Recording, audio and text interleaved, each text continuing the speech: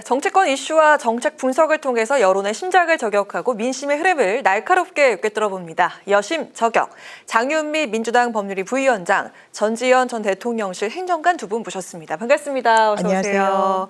네, 우리 전지현 변호사님, 국회 방송엔 처음 오신 거라면서요? 어떻습니까? 네. 제가 국회를 사실 별로 올 일이 없어가지고 몇 번 네. 알아봤는데 방송국은 또 처음입니다. 이 소강대교 지나다 보면은 오른편에 크게 현판에 저희 국회 방송 커다랗게 쓰여져 있거든요. 오며 가면서 국회 들리실 때 국회 방송 한 번 더 떠올려 주시면 감사하겠습니다. 네.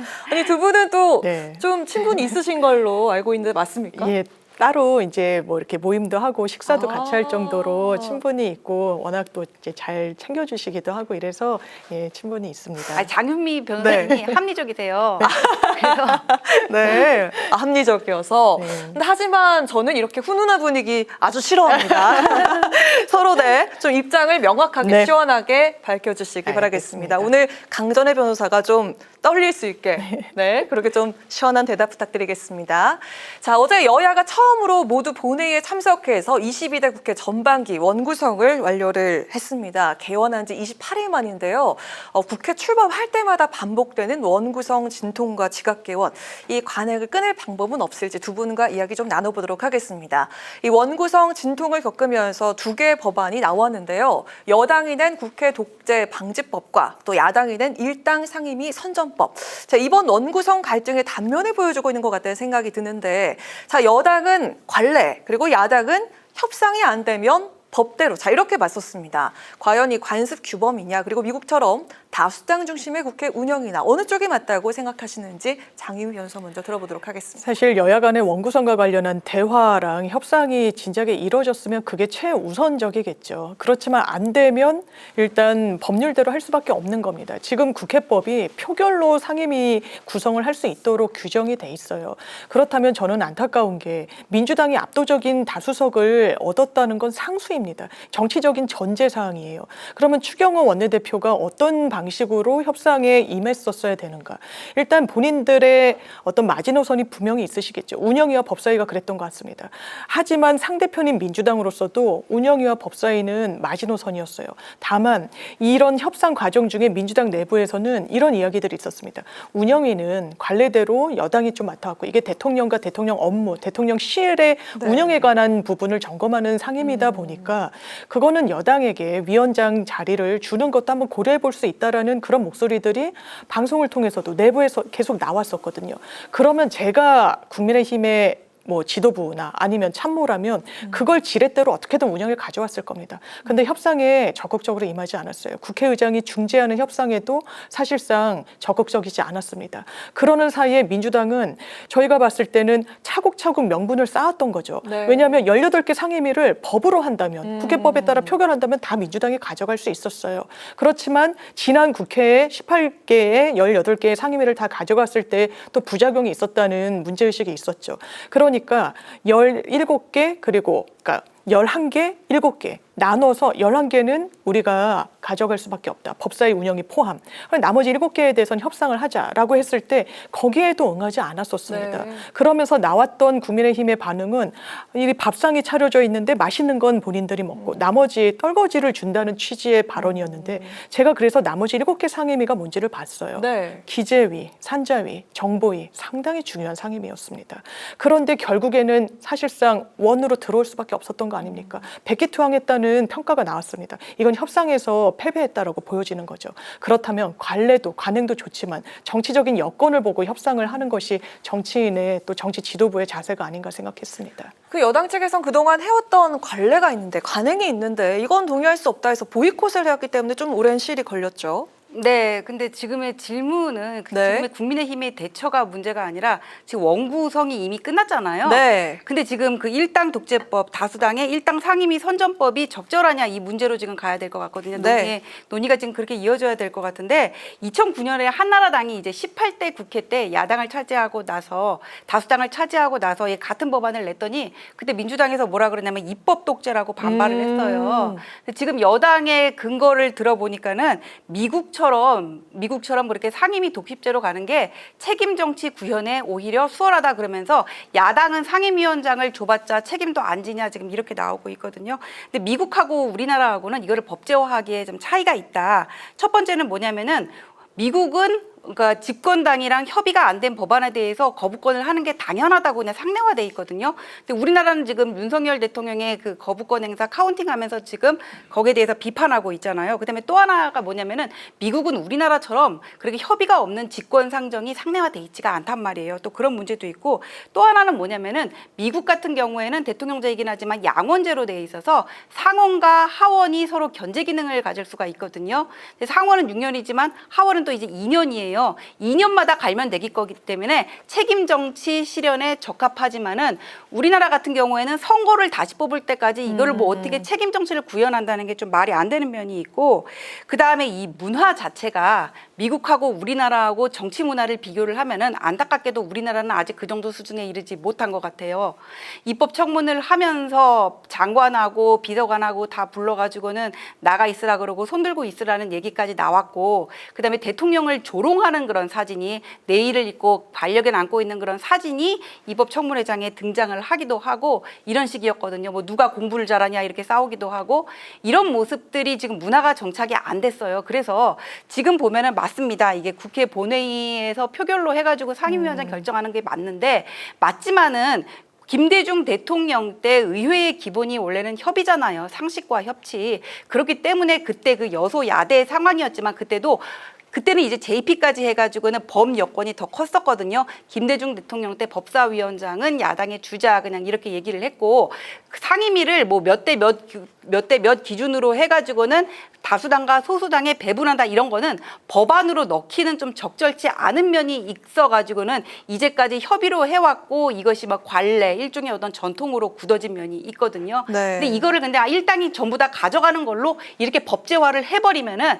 다음에 합의를 잘할 수 있는 아예 통로까지 다 막아버리고는 우리나라랑 어떤 미국이나 그 내각 책임제 유럽이랑 문화나 어떤 제도 자체가 다른데도 걸맞지 않은 옷을 입는 꼴이 된단 말이에요. 네. 그렇기 때문에 이거를 법제화하겠다는 거에는 저는 반대합니다. 네, 뭔가 국회법 개정 대결인 것처럼 그런 양상이 되어가고 있는 그런 것 같은데, 자, 이게 결국 여야가 법과 관행을 무원칙적으로 그때그때 좀 다르게 그렇죠. 가지고 오는 게 아니냐, 선택적인 거 아니냐 이런 얘기가 있거든요. 맞습니다. 그런 부분이 있죠. 왜냐하면 21대 국회에서도 이 민주당이 압승을 거뒀었기 때문에 그때도 상임위 배분과 관련해서 민주당이 18개를 다 가져오고 그때는 또 주호영 원내대표가 이런 사찰 등으로 본인이 책임을 지겠다라고 해서 네. 물러나겠다고 했다가 또 재신임을 받기도 했고 굉장히 풍경이 겹쳐 보이는 부분들이 있는 거죠.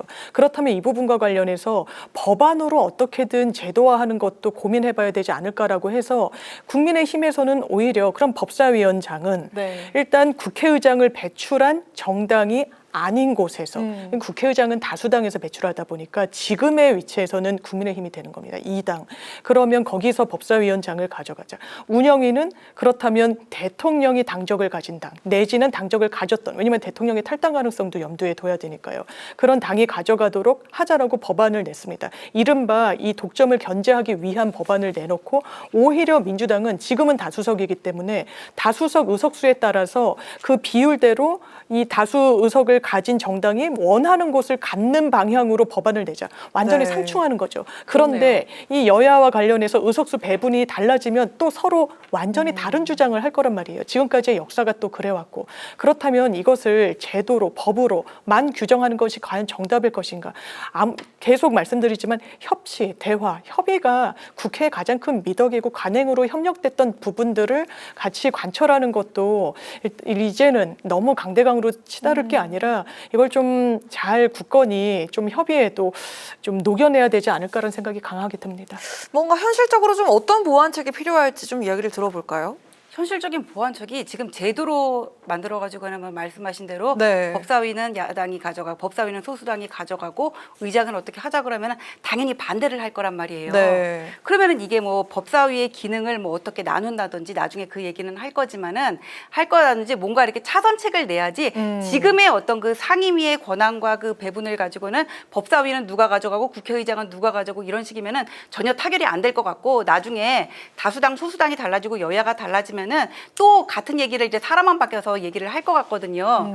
그래서 저는 이거는 법으로 규정하기 어려운 면이 있기 때문에 이제까지 협치를 해왔던 거거든요. 그렇죠. 그래서 그 협치를 어떻게 할 건고 정치적인 문화를 어떻게 만들어야 될 건지를 고민을 해야 되는데 지금의 정치는 사실 삼김 시대보다 저는 후퇴를 했다고 생각을 해요. 후퇴를 한 상황이다. 후퇴를 한 상황이다. 이게 막 팬덤 정치가 상대화되고 어쩌면 뭐 댓글이라든지 공격, 나와 다른 생각을 가진 사람들에 대한 공격이 일상화돼 있기 때문에 눈치를 보고 표결을 하고 지금 그런 것들 때문에 어떤 국회 내에서의 어떤 협치가 저는 실종이 돼 있다고 생각을 하거든요. 그래서 보완책은 지금의 이던 여당이랑 야당이 낸 안을 가지고 뭔가 이거를 통과시키기에는 무리가 있기 때문에 이 안에서 절충점을 찾을 수가 없으면은 다음에는 좀 더 잘 협의를 하란 얘기밖에는 할 수가 없어요. 결국 협치라는 단어가 두 분 입에서 나온 그런 상황인데 지금까지 국회법 시한이 준수가 된 게 얼마나 있나 찾아보니까 단 한 번뿐이더라고요. 계속해서 이렇게 좀 맞습니다. 지연이 됐다라고 이렇게 기록이 돼 있는데 그 김진표 전 국회의장은 법사위를 법제위와 사법위로 좀 분리하는 법안을 내기도 했습니다. 좀 이에 대해서 좀 어떻게 생각해 보셨을까요? 저는 상당히 고개가 끄덕여지는 법안이라는 생각이 드는데요.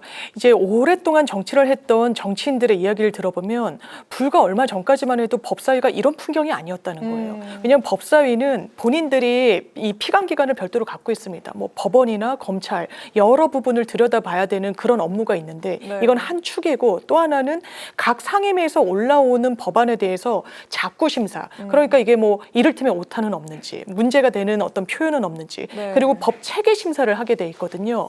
그러면 그거를 예전에는 그렇게 뭐 발목 잡기 형식으로 본회의에 올라가는데 하나의 상원 의원처럼 기능하진 않았었다는 거예요. 그런데 지금은 그것을 여야 할 것 없이 번갈아 가면서 발목 잡기 용으로 어떻게 보면 악용을 하고 있는 부분이 있는 겁니다.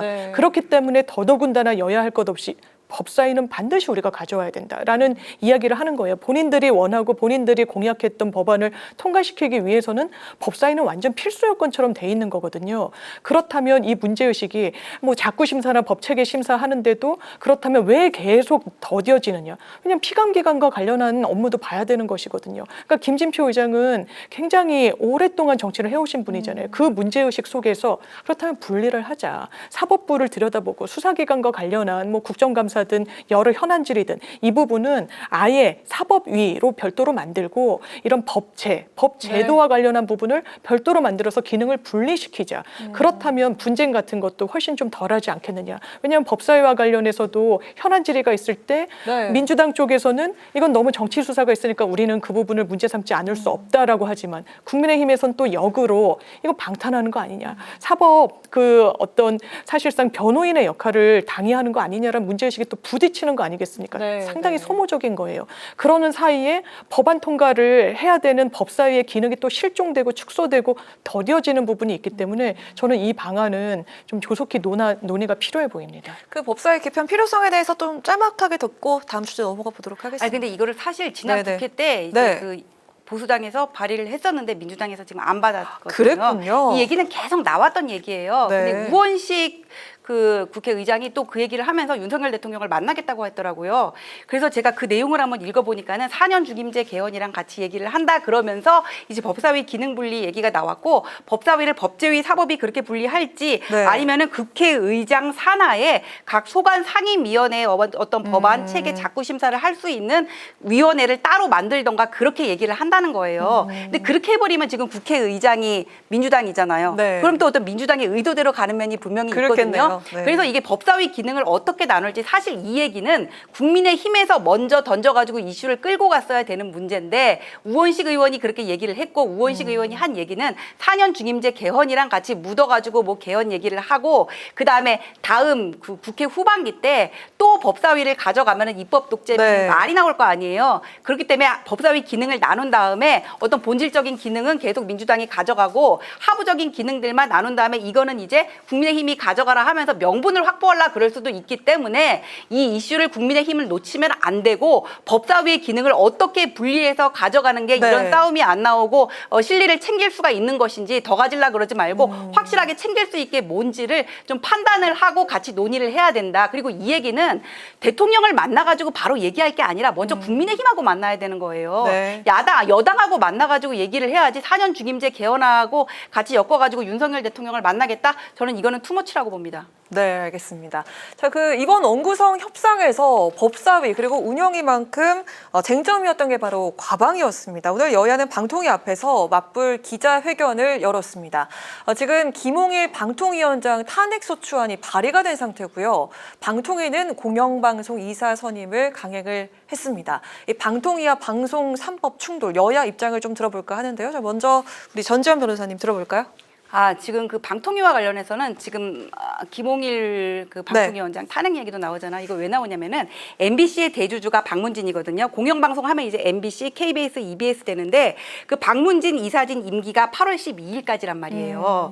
그런데 이 이사 임명을 누가 하냐면은 방통위원장이 해. 방통위원장이 하면은 이제까지는 어떤 친야권 성향의 인사들로 구성이 돼 있으면 이제는 또 바뀔 염려가 있잖아. 네. 이걸 막아야 되거든요. 그러면서 탄핵을 한다면서 드는 사유가 뭐냐면은 2인 체제 운영, TBS 관리소홀, 방심위 관리소홀 이런 걸 묻는데 탄핵이라는 건 직무집행상의 위법이 있을 때 하는 거잖아요. 지금 이상민 장관 탄핵 소추했었고 이동관 위원장 했었고 안 검사 했었고 손준성, 이정섭 해가지고는 또 뭐 다른 판검사직 계속 탄핵을 하겠다고 하는데 탄핵을 이런 식으로 남발하면 안 된다고 지금 생각을 하고 위법의 있고. 여지가 없다는 말씀이신 건가요?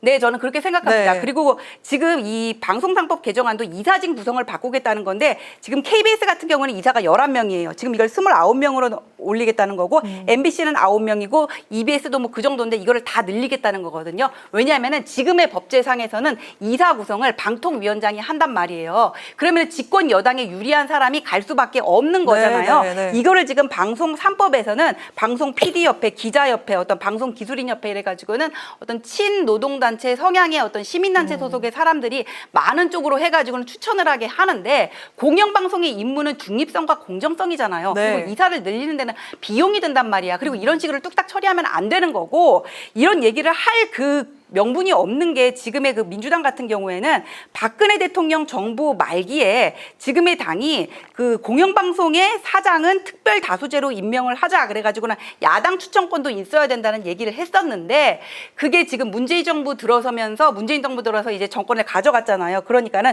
이렇게 되면은 국민의 의사가 제대로 반영이 못 될 것 같다 하라가지고 입장이 바뀌었단 말이에요. 근데 이런 사정을 잘 알고 있는 사람이 김장겸 의원이거든요. 그러니까 과방위 때 뭐라 그랬어요. 무슨 뭐 이해충돌 그런 얘기를 했는데 이해충돌 따지고 들면은 법사위에 민주당 이해충돌 내는 사람 지금 되게 많거든요. 그런 얘기를 하시면 안 돼요. 그래서 지금 방송 3법 통과라든지 4법 됐잖아요. 방통위 뭐 2인 체제까지 해가지고는 그 얘기라든지 아니면 지금 김홍일 위원장에 대한 탄핵 얘기는 너무 속이 뻔한 처사다. 저는 그렇게 생각합니다. 확실히 이게 쟁점이긴 한가 봅니다. 장유희 변호사님. 네, 방통위가 지금 기형적으로 운영되고 있죠.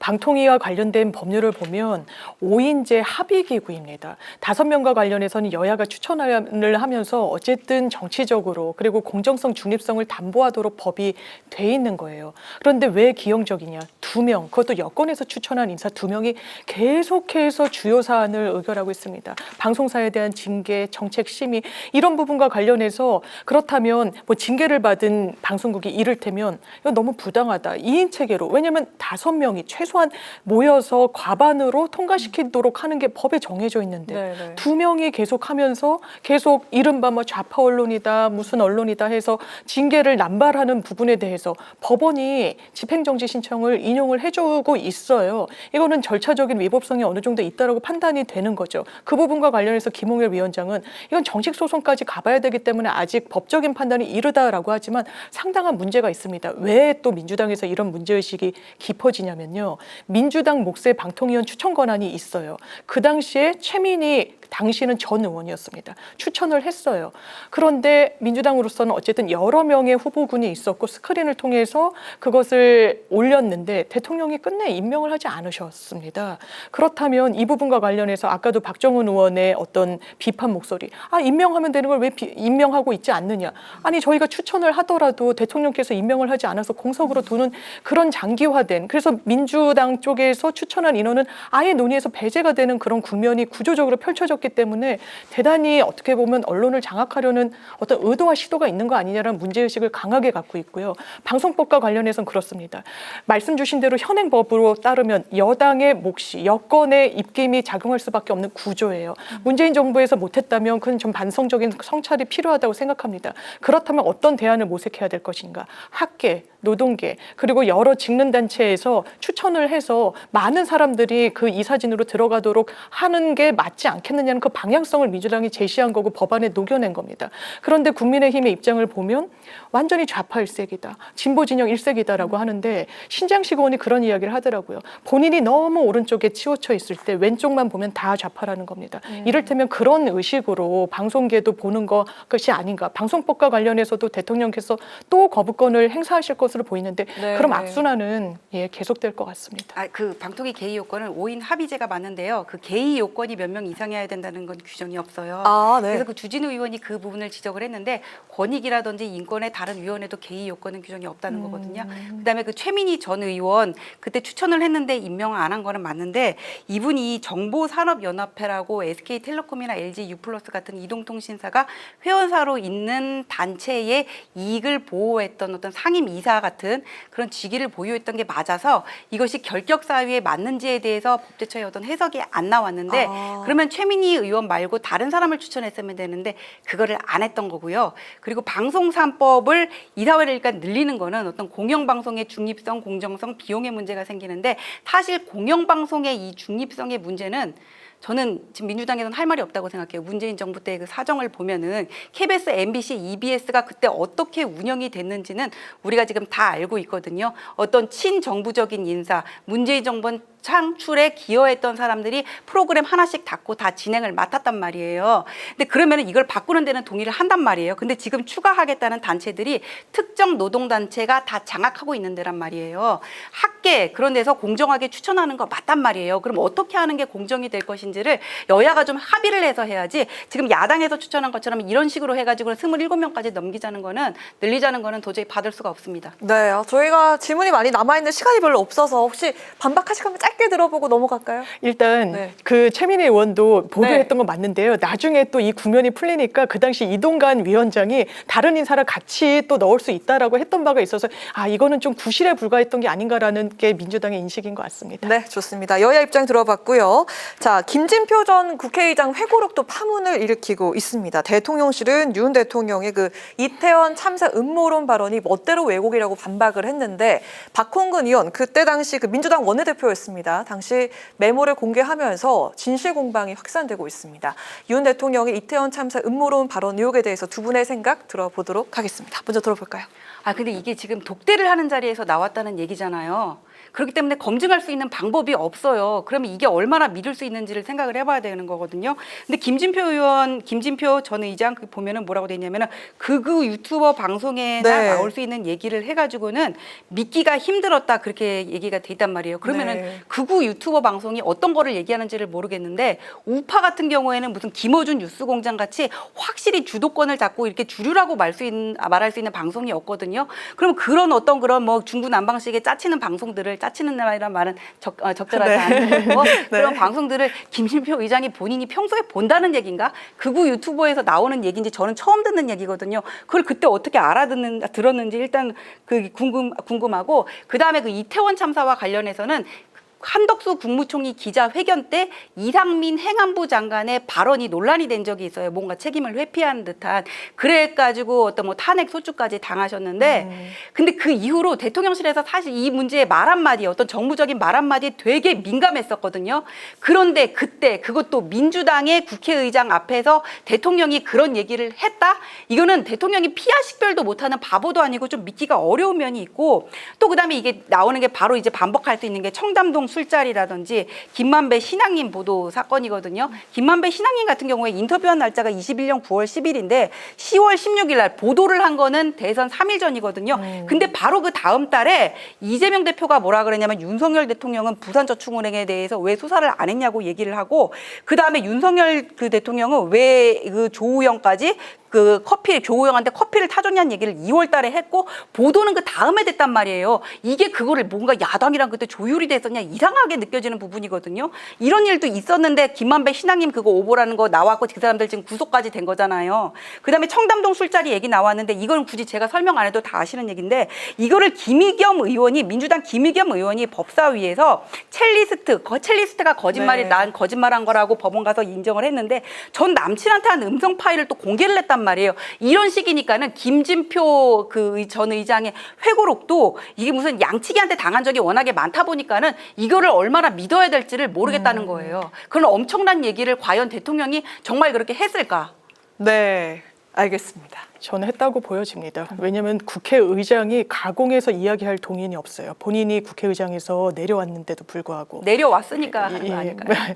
회고록에서 굳이 거짓을 본인의 정치 인생을 정리하면서 대통령의 그것도 독대 자리에서 나온 내용을 가공한다? 상상하기 어렵습니다. 그리고 더 상상하기 어려운 건 이게 대통령이 했다는 발언의 내용이에요. 이렇게 이야기했다는 겁니다. 상당히 구체적이에요.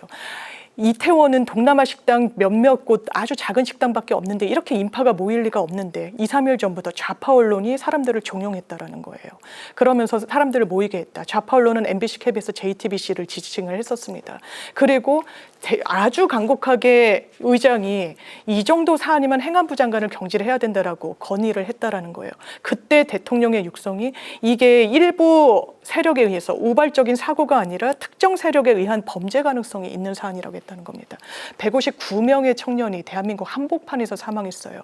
그 이후에 대통령의 태도 상당히 의구심이 많이 들었죠. 책상을 탁탁 치면서 법대로 하면 된다라고 경찰을 질책했으니까요. 국민들이 원하던 방식 아니었습니다. 그런데 대통령의 인식이 이랬기 때문에 이런 어떤 발언과 태도가 나왔던 게 아닌가. 오늘 이준석 대표는 충분히 그럴 만한 분이라고 평가하기도 했습니다. 그 이준석 대표 같은 짧게 들어보겠습니다. 윤석열 정권의 탄핵을 그냥 서슴없이 얘기를 하는 사람이니까는 그 사람이 얘기하는 거에 대해서 그렇게 큰 가치를 저는 두지는 않을 것이고 우리가 다 상상할 수 없는 얘기잖아요. 상상할 수 없는 얘기를 대통령이 민주당 의원 앞에서 했다. 그것조차 상상할 수 없는 거잖아요. 김진표 의원이 여러 무슨 모자이크식으로 이렇게 들은 거 이렇게 되는 거 누가 이렇게 한 거를 짜집게 해가지고 이렇게 얘기할 수도 사실 있는 가능성을 배제할 수가 없는데 독대를 했다면서 그런 얘기를 했다고 하니까 그리고 지금 국회의장이 아니고 이미 은퇴를 하신 분이니까는 이제는 더 무슨 얘기를 하더라도 그런 책임에서 자유로울 수 있는 거거든요. 네, 그 부분을 생각을 해야 될 것 같습니다. 네, 지금 저희가 시간이 다 됐는데 제가 너무 궁금해서 두 분께 현재 그 전대 상황에 대해서 짧게 조금 들어볼까 하는데요. 지금 특히 여당 같은 경우는 당권자 4명이 있고 지금 다 영남을 방문을 하면서 도로 영남당 되는 거 아니냐 이런 얘기가 있거든요. 여기에 대해서 좀 어떻게 생각하시는지 영남을 방문했다고 짧게 들어보겠습니다. 해가지고는 도로 영남당이 되느냐 이건 좀 지나치다고 저는 생각을 하고요. 그 책임 당원이 가장 많은 곳이 영남이에요. 그러면은 당원표 비중이 80%인데 그러면 당연히 유권자가 많은 데 가는 게 맞잖아요. 그럼 영남부터 가는 게 저는 그거를 가지고 무슨 도로 영남당이고 뭐 그렇게 비판을 하는 거는 맞지 않다고 저는 보고요. 영남 갔으니까 이제 아마 호남도 갈 거예요. 호남도 갈 것이다. 예, 호남도 갈 거고 다만 이 전당대회가 지금 상당히 언론에서 주목을 받고 있는 거는 대선 주자급 인사들이 많이 나왔기 때문에 그런 것 같거든요. 이게 그냥 누구 한 사람만 나와가지고는 그냥 순리대로 가는 그런 야당의 사정보다 이거 확실히 이게 좀 흥행성은 있다고 보고 그리고 지금 여기서 최상병 특검 얘기 나와가지고 여기에 대해서 찬반 논란이 있고 그 다음에 이제 핵무장론 나왔거든요. 그 다음에 이제 미국 대선과 관련해가지고는 뭐 방위비 분담에 대해서 오늘 한동훈 후보가 입장을 밝혔더라고요.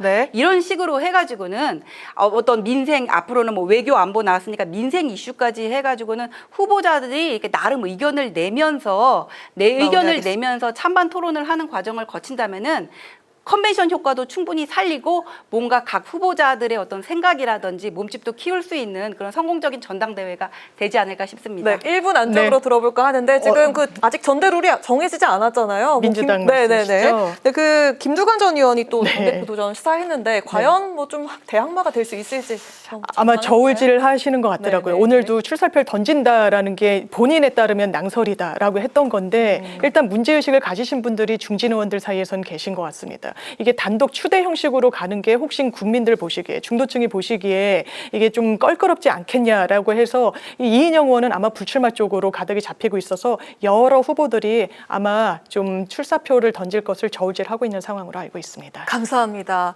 오늘 그 방송 지금 보고 계신 강전의 변호사가 상당히 좀 불안해하실 것 같다라는 그런 생각이 듭니다. 맞습니다. 자, 오늘 두 분 말씀 너무 잘 들었습니다. 지금까지 장윤미 민주당 법률위 부위원장, 전지현 전 대통령실 행정관과 함께한 여심저격 시간이었습니다. 두 분 고맙습니다. 감사합니다.